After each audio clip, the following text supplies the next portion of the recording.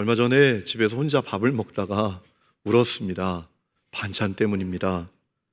어릴 적에 집안이 어려워져서 누님과 단둘이서 오랫동안 지냈던 때가 있습니다. 돌봐줄 분이 없으니까 먼 친척 되시는 할머니가 가끔 오셔서 반찬을 해주셨는데 그 반찬이 열무김치였습니다. 큰 항아리 가득히 열무김치를 가득 담가놓고 가면 그 반찬이 열무김치가 삼시세끼 반찬이었습니다. 열무김치가 익는 정도가 아니라 완전히 발효될 때까지 먹어야 했습니다. 아내가 없는 날 혼자 밥을 먹기 위해서 냉장고에서 꺼낸 반찬이 하필이면 열무김치였습니다. 정말 쳐다보기도 싫었던 그 열무김치가 또 왜 그렇게 맛있는 겁니까? 그래서 혼자 밥을 먹다가 옛날 생각이 나서 울었습니다. 여러분, 많은 사람들이 가정에 행복이 없는 이유가 결핍 때문이라고 생각합니다. 그렇다면 우리 가정에 가장 필요한 것은 뭡니까? 두 번 생각할 것도 없이 사랑입니다. 그것도 보통 사랑이 아니라 진정한 사랑입니다. 그러면 진정한 사랑은 어떤 것입니까? 진정한 사랑은 표현하는 사랑입니다. 행동으로 나타내는 사랑입니다. 여러분, 우리가 사랑장이라고 부르는 고린도전서 13장 말씀, 거기 나오는 그 사랑의 내용 가운데 개념, 지식에 대한 거 하나도 없습니다. 다 행동으로 나타내는 사랑을 알려주셨습니다. 사랑은 오래 참고, 사랑은 온유하고, 진리와 함께 기뻐하고, 모든 것을 참고, 모든 것을 믿고, 모든 것을 바라고, 모든 것을 견디는 것이다 라고 했습니다. 사랑은 시기하지 않고, 자랑하지 않고, 교만하지 않고, 무례히 행치 않고, 자기의 유익을 구하지 않고, 성내지 않고, 악한 것을 생각하지 않고, 불의를 기뻐하지 않는 것이라고 했습니다. 사랑은 개념도 지식도 아니라는 겁니다. 사랑은 행동으로 나타내는 것이다 라는 겁니다. 진정한 사랑은 개념, 지식, 느낌이 아니라 표현하는 것입니다. 행동으로 나타내는 것입니다. 완전하신 사랑이시고 우리에게 사랑의 최고의 모델 되신 하나님의 사랑은 나타내는 사랑 아니었습니까? 오늘 우리가 읽은 9절 말씀 보십시오. 이렇게 되어 있습니다. 하나님의 사랑이 우리에게 이렇게 나타난 바 되었으니 하나님이 자기의 독생자를 세상에 보내심은 그로 말미암아 우리를 살리려 하심이라. 하나님의 사랑이 우리에게 이렇게 나타난 바 되었다. 하나님의 사랑은 감추어진 사랑이 아니었다. 나타내진 사랑이었다. 행동으로 드러내고 나타낸 사랑이었다라는 겁니다. 여기서 말하는 나타낸이라는 단어는 원문을 보면 히라보로 파네로라는 단어인데 말이든 행동이든 명백하게 표현하고 드러내는 이라는 의미를 갖고 있습니다. 여러분, 하나님의 사랑은 확실히 행동으로 나타낸 사랑이었습니다. 우리가 그 사랑으로 말미암아 구원을 받았습니다. 여러분, 하나님의 사랑은 행동으로 나타내는 사랑이었기 때문에 사랑은 여기 있다, 사랑은 여기 있으니 라고 할 수 있는 사랑이었습니다. 오늘 10절 말씀 보세요. 이렇게 되어 있지 않습니까? 사랑은 여기 있으니. 하나님의 사랑이 여기 있다.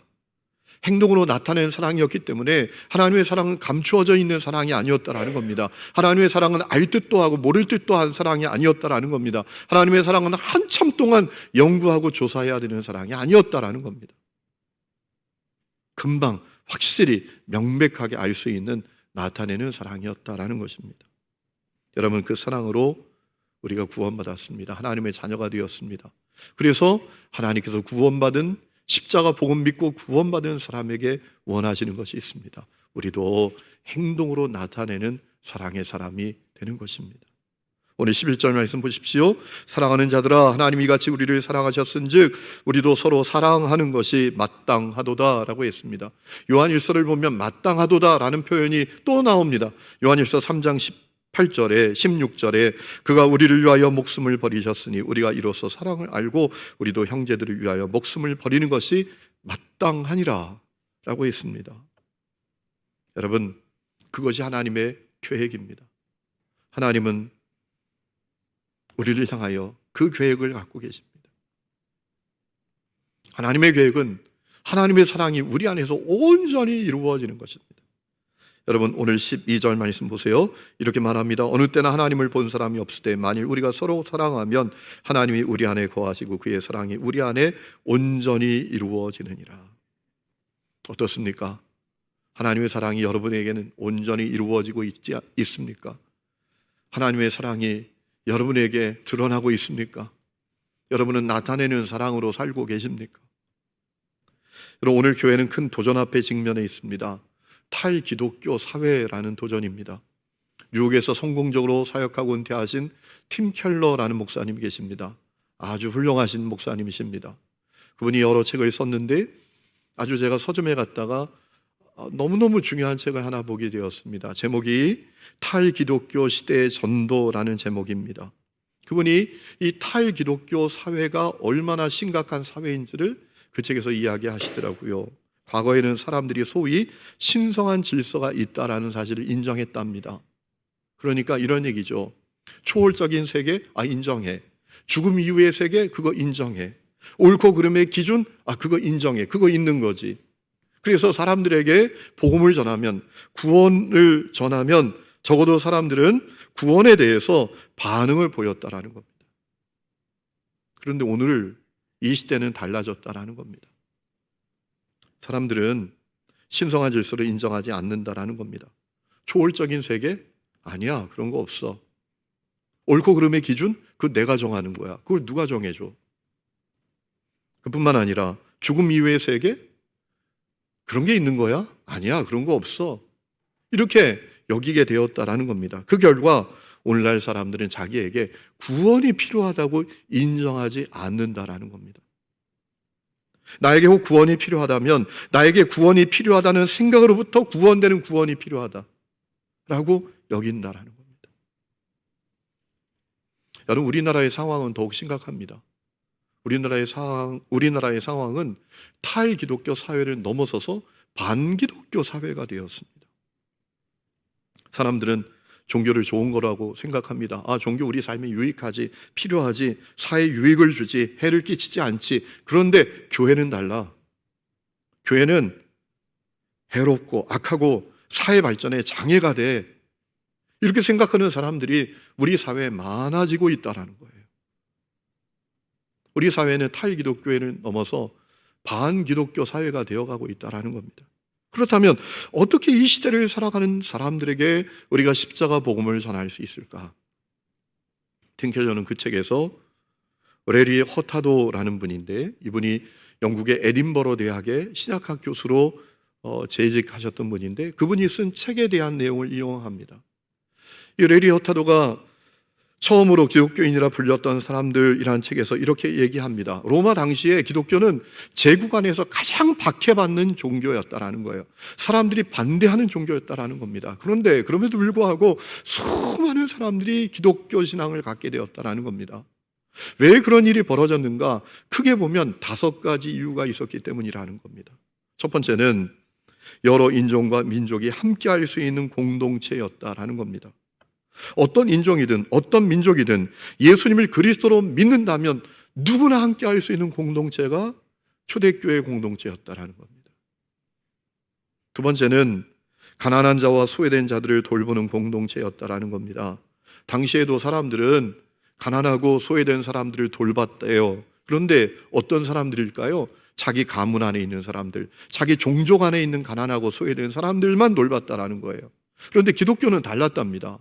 기독교는 누구든지 가난하고 소외된 사람들을 돌봤다라는 거예요. 그래서 그 당시에 교회를 아주 싫어했던 율리아누스라는 로마 황제가 이렇게 얘기했답니다. 기독교인들은 가난한 기독교인뿐 아니라 가난한 이교도인들까지도 돌봅니다. 세 번째는 대갚지 않고 용서한 공동체였다라는 겁니다. 심지어 믿음 때문에 자기를 처형하고 자기를 원형 경기장에 던져서 짐승의 밥이 되게 하는 그 사람들을 용서하고 그들을 위해서 기도하는 공동체가 초대교회였다라는 겁니다. 네 번째는 유아살에 반대하고 버려진 아이들을 돌보는 공동체였다라는 겁니다. 여러분 로마 사회는 성적으로 문란했습니다. 그래서 버려지는 사생아들이 그렇게 많았습니다. 그 사생아들이 버려져서 노예로 팔려가는 겁니다. 그런데 기독교인들은 그런 아이들을 발견하면 다 데려다가 돌보고 길렀다라는 거예요. 로마인들은 명예를 중시합니다. 문란한 성적인 행위를 통해서 사생아 낳으면 명예를 중시하기 때문에 명예를 유지하기 위해서, 그 쓰잘데 없는 명예에 붙들기 위해서 아이들을 다 버렸다라는 거예요. 그런데 기독교인들은 그 아이들을 다 데려다가 기르더란 말이에요. 다섯 번째는 당시의 성윤리를 근본적으로 반대한 공동체였다라는 겁니다. 여러분, 로마 사회에서 성관계는 오직 순전히 욕구의 해소를 위한 행위였습니다. 특히 남성들은 엉뚱한 특권을 갖고 있는 그런 사회였습니다. 자기보다 신분이 낮은 여성이라면 얼마든지 범해도 되는 겁니다. 그것이 로마 사회였습니다. 기독교는 그것을 반대했습니다. 성관계를 욕구를 해소하기 위한 것이 아니라 결혼이라는 언약 관계 안에서 행할 수 있는 것으로 여겼습니다. 그래서 여성들에게 있어서 기독교는 너무나 매력적인 종교였다라는 겁니다. 그렇기 때문에 그 당시에 수많은 사람들이 기독교 신앙을 갖게 되었다라는 겁니다. 여러분, 초대교회 성도들은 그러니까 행동으로 나타내는 사랑의 사람들이었습니다. 그들은 인종이나 종족을 넘어서서 누구든지 용납하고 사랑했습니다.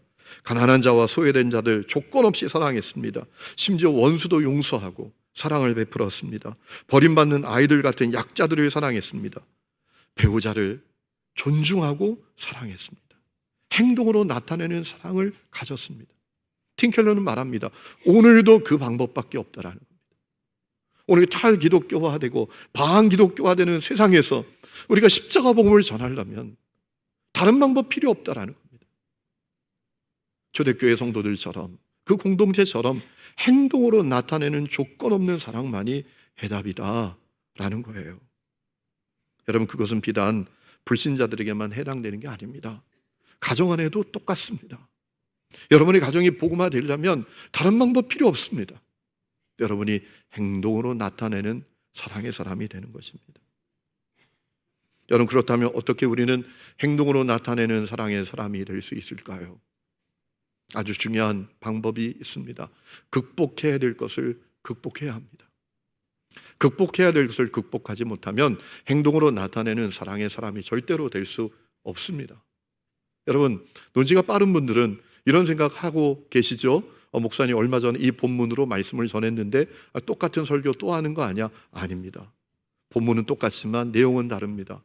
제가 지난 5월 1일에 이 본문으로 말씀을 전했었습니다. 그때는 두 가지에 초점을 맞췄습니다. 사랑해야 된다. 어떻게 사랑해야 되는가? 누구를 사랑해야 되는가? 여기에 대해서 말씀을 전했다면 하나님의 말씀은 참 신기하게도, 놀랍게도, 신비롭게도 읽으면 읽을수록 생수처럼 새로운 음성이 들려옵니다. 새로운 메시지가 들려옵니다. 여러분, 오늘 말씀은 우리가 행동으로 나타내는 사랑의 사람이 되기 위해서 극복해야 될 것이 무엇인지를 분명하게 알려주고 있습니다. 무엇을 극복해야 됩니까? 오늘 말씀이 몇 가지를 우리에게 알려주고 있는데요. 첫 번째는 하나님의 사랑의 무지를 극복해야 한다라는 겁니다. 여러분, 오늘 16절 말씀을 보면 요한은 너무나 중요한 사실을 알리고 있습니다. 어떤 사실을 알리고 있습니까? 우리가 이미 하나님의 사랑을 너무나 잘 알고 있는 사람이라고 이야기하는 겁니다. 내가 하나님의 사랑을 너무나 잘 알고 있는 것으로 그것을 기정사실화하는 겁니다. 여러분, 16절 말씀 보세요. 하나님이 우리를 사랑하시는 사랑을 우리가 알고 믿었노니 라고 했습니다. 이 말씀을 세모정 성경은 이렇게 번역했습니다. 우리는 하나님이 우리에게 베푸시는 사랑을 알았고 또 믿었습니다 라고 했습니다. 우리가 하나님의 사랑을 안다라는 것으로 이야기하는 거예요. 여러분, 어떻습니까? 여러분은 하나님의 사랑을 아십니까? 요한은 지금 이 말씀의 수신자들이 하나님의 사랑을 다 안다라는 그 사실을 기억하고, 아니 그것을 인정하고 행동으로 나타내는 사랑을 하자고, 그런 사람이 되자고 전했던 겁니다. 그렇다면 오늘 우리는 어떻습니까? 우리는 하나님의 사랑을 압니까? 여러분, 오늘 이 말씀 가운데 16절에 나오는 이 알다라는 단어는 히라보로 기노스코라는 단어인데요, 지식으로 개념으로 아는 게 아닙니다. 경험을 해서, 체험을 해서 확실히 아는 겁니다. 그래서 이 기노스코라는 단어를 성관계라는 그 표현에 사용하기도 합니다. 여러분 하나님의 사랑을 아십니까? 하나님의 사랑을 알 듯 모를 듯한 그런 분들이 아니십니까? 하나님의 사랑을 아는 것 같은데 사실은 하나님의 사랑에 대해서 무지하지 않으십니까? 여러분, 지난주에 그 태풍 때문에 큰 피해들이 많이 발생했잖아요. 포항이 특별히 어려움을 겪었는데 포항에서 많은 희생자들이 있었잖아요.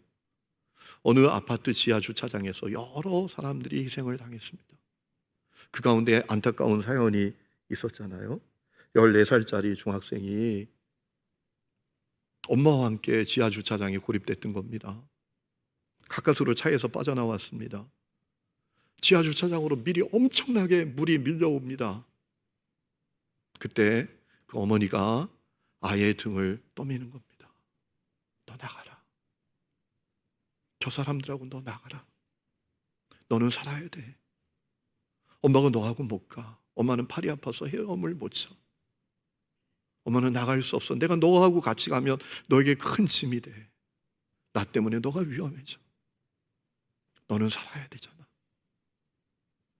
그러고 14살짜리 아이의 등을 떠민 거예요.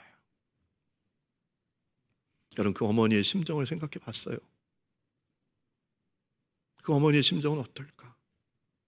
여러분, 그때 그 아이가 마지막으로 울먹거리면서 고개를 크게 숙여서 어머니에게 마지막 인사를 이렇게 했다고 합니다. 어머니, 키워주셔서 감사합니다. 어머니, 그동안 키워주셔서 감사합니다. 여러분, 그 아이는 알았던 거예요. 엄마의 사랑을 알았던 거예요. 자기를 희생해서 날 살리려고 하는 그 엄마의 사랑을 알았던 거예요. 그래서 엄마, 그동안 키워주셔서 감사합니다. 인사하고 돌아섰다라는 거예요. 여러분은 하나님의 사랑을 아시나요? 전적으로 타락한 나를 구원하기 위해서 독생자를 내어주시고 그 독생자가 십자가에 매달린 대속제물 되게까지 하신 그 하나님의 사랑을 여러분은 아시나요? 여러분, 찬송가 305장 우리가 잘 부르잖아요. 나 같은 죄인 살리신 주 은혜 놀라와 잃었던 생명 찾았고 광명을 얻었네. 나 같은 죄인 살리신 주 은혜 놀라와 잃었던 생명 찾았고 광명으로 떴네. 우리 다 같이 한번 부르십시다. 나 같은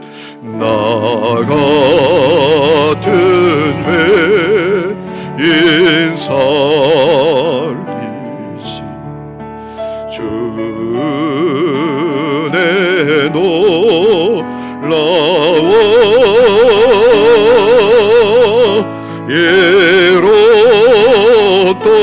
생명 찾았고 광명을 얻었네. 여러분, 이 찬양 여러분이 진심이십니까? 여러분, 하나님의 사랑을 정말 아십니까? 알아야 합니다. 하나님의 사랑을 분명히 알아야 합니다. 아는 것 같지만 실제로 무지하면 행동으로 나타내는 사랑의 삶을 절대로 살 수 없습니다. 두 번째는 의례적인 신앙을 극복해야 합니다. 다시 말하면 형식적인 신앙 벗어버려야 합니다. 여러분, 오늘 17절 이 행동으로 나타내는 하나님의 사랑이 우리에게 온전히 이루어진 이유는 심판날에 우리가 하나님 앞에서 담대함을 갖도록 하기 위함이다 라고 말씀하셨습니다. 자, 17절 말씀 보십시오. 이로써 사랑이 우리에게 온전히 이루어진 것은 우리로 심판날에 담대함을 가지게 하려 함이니 라고 했습니다. 하나님의 사랑이 우리에게 온전히 이루어졌다라는 이 말씀은 어떤 의미입니까? 두 가지로 이해할 수 있습니다. 독생자까지 내어주신 하나님의 사랑으로 우리가 구원을 받아 주님 안에 살아감으로 말미암아 심판날에 담대함을 갖게 되었다라는 의미이죠. 또 이런 의미도 있지 않겠습니까? 그 하나님의 사랑으로 말미암아 우리도 사랑으로 살게 되었기 때문에 심판날에 담대함을 갖게 되었다라는 의미입니다. 어느 쪽으로 해석하든 무리가 없습니다. 구원받아 주님 안에 거하게 되는 사람은 행동으로 나타나는 사랑의 삶을 살게 되지 않겠습니까? 중요한 것은 따로 있습니다. 우리의 신앙이 의례적인 신앙이 되어서는 안 된다라는 것입니다. 다시 말하면 영원도, 초월적인 세계도, 하나님의 종말도, 심판도 믿지 못하는 의례적인 신앙이어서는 안 된다라는 것입니다. 롯의 사위들 같아서는 안 된다라는 겁니다. 롯의 사위들이 이야기를 듣습니다. 소돔성이 심판받는다. 빨리 이 성에서 나가야 된다. 그때 롯의 사위들은 어떻게 생각했습니까? 농담으로 여겼습니다. 허풍 떨고 있네. 농담으로 여긴 겁니다. 여러분, 오늘 교회 안에도 롯의 사위들과 같은 영적인 상태에 머물러 있는 사람들이 얼마나 많은지 모릅니다. 보이는 세계만이 아니라 보이지 않는 세계가 있다. 이 세계가 영원히 돌고 돌고 흘러가는 것이 아니라 끝이 있다. 주님의 다시 오심이 있다. 심판이 있다. 라는 사실을 분명히 믿지 못하는 사람들이 많습니다. 신앙생활을 해도 의례적인 신앙에 머물러 있습니다. 형식적인 신앙생활에 머물러 있습니다. 그래서 행동으로 나타내는 사랑의 삶을 살 수가 없습니다. 그런 사람들이 많습니다. 제가 예전에 부목사 할 때 교회 중직자 한 분이 교회를 그렇게 어지럽게 하고 고통스럽게 했습니다. 제가 용기를 내서 그분에게 신방을 갔습니다. 말씀을 펼쳐놓고 하나님의 말씀을 전했습니다. 그랬더니 그분이 저를 안타까운 눈빛으로 바라보면서 이렇게 말했습니다. 목사님, 아직 젊어서 뭘 모르시는데 성경은 성경이고 현실은 현실입니다. 제가 충격을 받았습니다. 여러분, 교회 안에 의례적인 신앙인들이 너무나 많습니다. 롯의 사위 같은 영적인 상태에 머물러 있는 사람들이 너무나 많습니다. 우리가 의례적인 신앙 벗어버리지 못하면 행동으로 나타내는 사랑의 삶 살기 어렵습니다. 하나님의 나라도 종말도 심판도 믿어지지 않는데, 하나님을 향한 두렵고 떨리는 마음도 없는데 하나님의 말씀에 순종하고 말고가 할 것이 뭐가 있겠습니까? 사람들 앞에 보이는 것만이 관심이겠죠. 의례적인 신앙 벗어버려야 합니다. 그래야 행동으로 나타내는 사랑의 삶을 살아갈 수가 있습니다. 세 번째는 하나님의 공급하심을 확실히 믿어야 합니다. 욕심과 염려를 극복해야 합니다. 여러분, 20절 말씀 보세요.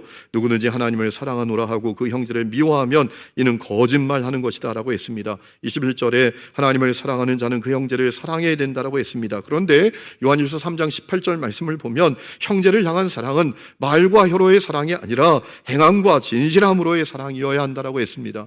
그리고 요한일서 3장 17절에 이런 말씀이 있습니다. 누가 이 세상의 재물을 가지고 형제의 궁핍함을 보고도 도와줄 마음을 닫으면 하나님의 사랑이 어찌 그 속에 거하겠느냐라고 했습니다. 그러기 위해서 극복해야 될 것이 있습니다. 염려입니다. 두려움이에요. 욕심이에요. 그럼 어떻게 염려, 두려움은 극복이 됩니까? 어떻게 욕심은 극복이 됩니까? 아주 중요한 방법이 있습니다. 주님이 또 주실 것을 믿는 겁니다. 주님이 주실 것을 믿으면 극복되는 겁니다. 염려도 극복이 되는 겁니다. 누구에게 줍니다. 깜짝 놀라서 아니 어떻게 이런 걸 주냐고. 아니에요. 괜찮아요. 나 하나님이 또 주세요. 이 믿음이 있으면 염려, 두려움은 극복되는 겁니다. 하나님이 또 주실 것을 믿지 못하니까 평생 신앙생활을 해도 그렇게 인색하게 움켜잡고 살아가는 겁니다. 하나님이 또 주십니다. 하나님의 약속입니다.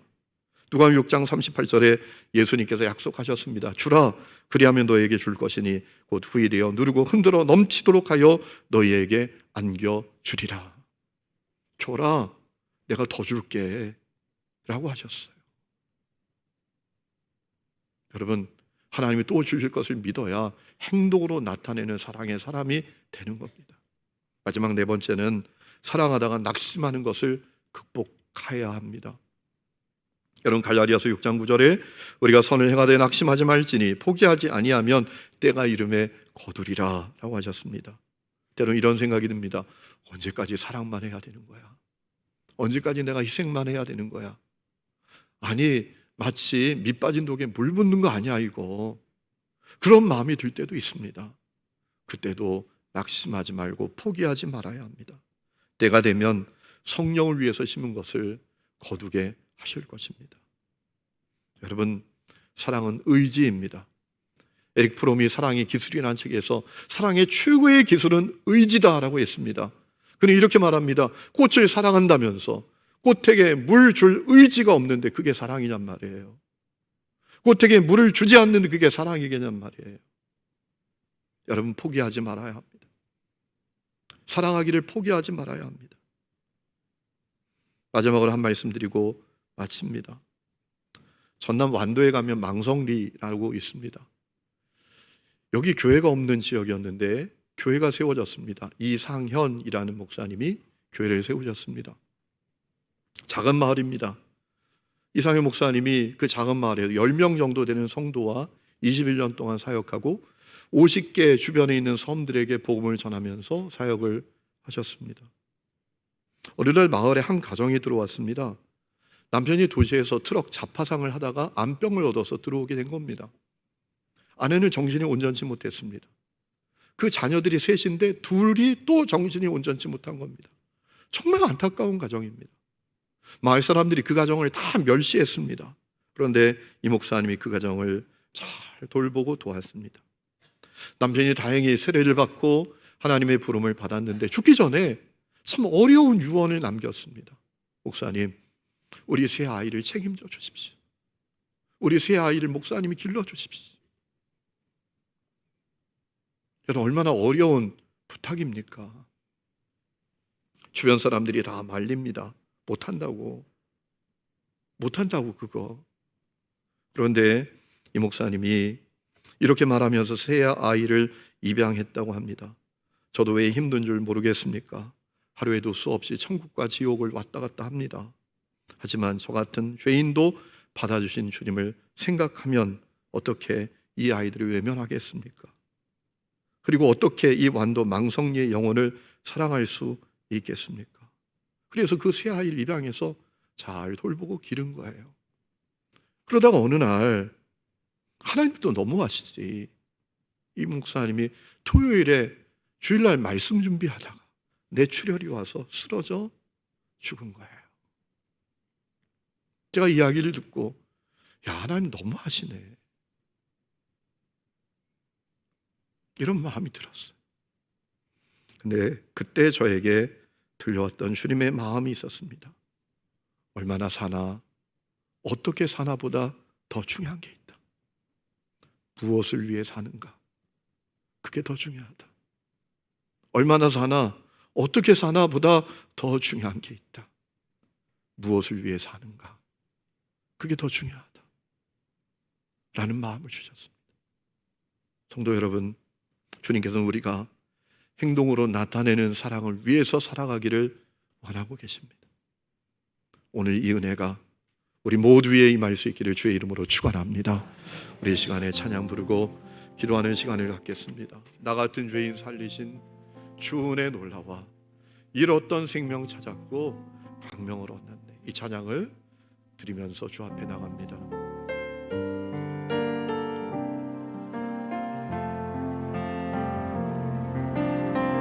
나 같은 죄인 살리신 주의 놀라와 잃었던 생명 찾았고 광명을 얻었네. 죄악에서 주내 고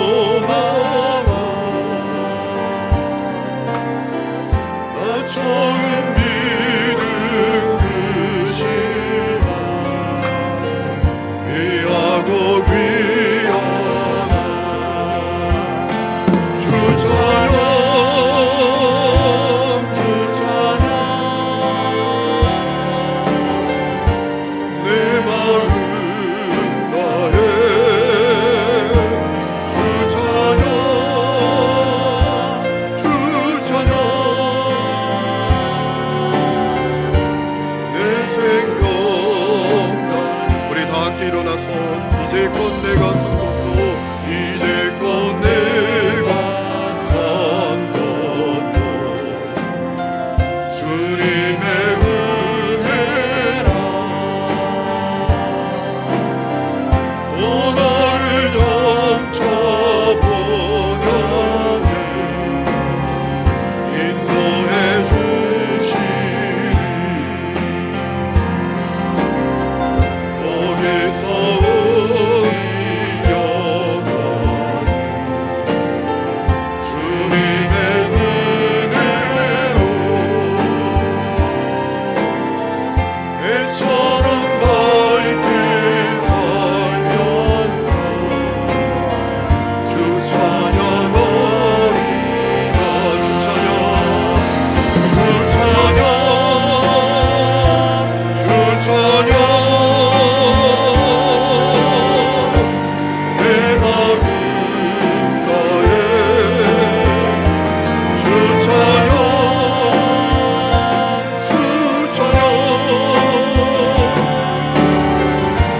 내 생명 주 찬양 주 찬양 주 찬양 내 마음 다해 주 찬양 주 찬양 내 생명 다해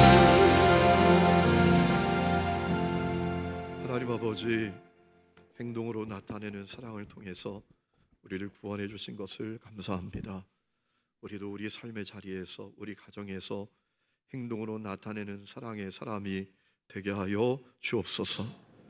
하나님 그리하기 위해서 우리가 극복해야 될 것을 알려주셨습니다. 하나님의 사랑을 우리가 너무나 명확하게 명백하게 알게 하여 주옵소서. 하나님 의례적인 신앙 벗어버리게 하여 주옵소서. 하나님의 공급하심을 신뢰하게 하여 주옵소서. 사랑하다가 낙심하는 것을 극복하게 하여 주옵소서. 그래야 우리로 말미암아 우리 삶의 자리에 우리 가정에 하나님이 얼마나 좋은 분이신지 아는 사람들이 더 많아지게 하여 주옵소서. 이제는 우리 주 예수 그리스도의 은혜와 하나님 아버지의 놀라운 사랑과 성령의 내주 동행하심이 예배하는 하늘음의 모든 성도들 위에 지금부터 영원토록 함께 계시기를 간절히 축원하옵나이다. 아멘.